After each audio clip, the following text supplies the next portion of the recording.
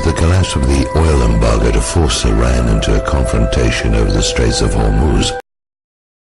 They are looking for another way to get the long-sought war with Iran started, and more to the point, need to make it look like Iran is starting hostilities in order to make it politically and more difficult for Russia and China to support Iran. Now, recall that Israel has a past history of attacking U.S. warships and framing others to trick the U.S. into attacks on Israel's enemies, with the Israeli attack on the USS Liberty, initially blamed on Egypt, as the most well-known example.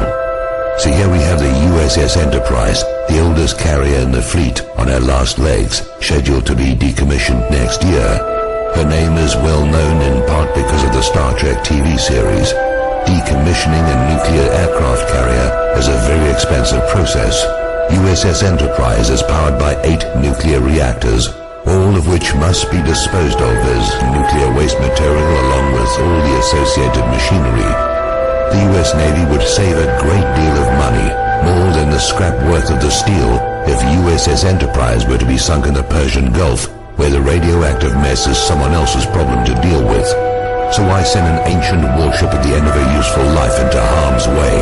The same reason Franklin Roosevelt moved a bunch of obsolete warships from San Diego to Pearl Harbor, while their newer carriers and warships were well away from Hawaii on December the 7th, 1941. Israel has 3 Dolphin submarines, given to her by Germany.